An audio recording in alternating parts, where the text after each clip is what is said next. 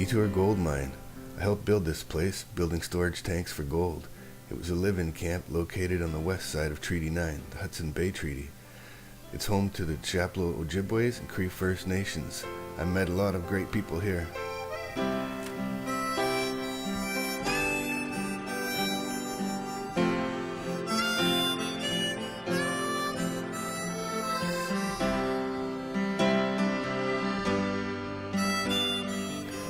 Port Alberni, salmon capital of the world. I visited here to stand at my best friend's wedding. On the way there, we got to stop at Cathedral Park, the biggest trees I've ever seen in my life. This magical place is located on the Douglas Treaties of Vancouver Island, home to the people of the Tassat and the Hapakasset and the News First Nations. There is a town in North Ontario,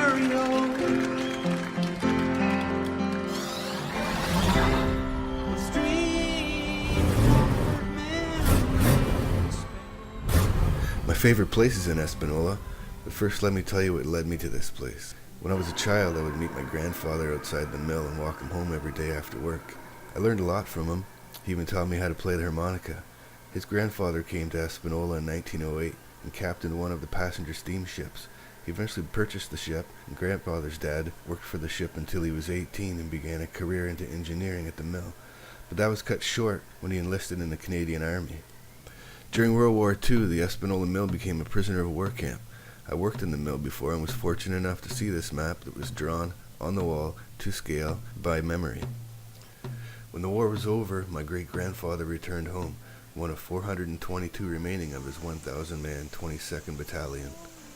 He married an Ojibwe woman, and the mill reopened, and he worked there the rest of his career. This leads me to my favorite place. Before picking Grandpa up from work, I started coming here, reading what people had wrote, and wondered how they got there. I eventually made it out to all the spots except for one.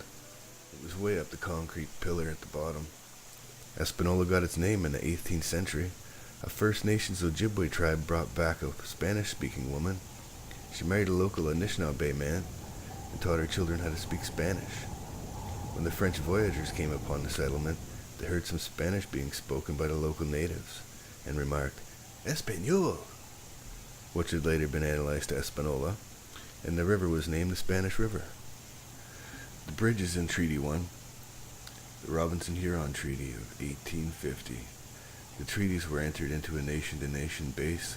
That is, in entering into the pre-Confederation treaties, the French and British crowns recognized the Aboriginal nations as self-governing with their own system of law, governance, and agreed to respect them as such. I went to quite a few good powwows in this area. 30 minutes from the Manitoulin Island Treaty lies Espanola and the Spanish River, the Robinson-Huron Treaty. Not too far from Bindabin's home of Ukamiquan. I also played hockey and went to high school with students from Sagamok and the Cloche First Nations. sing with me some.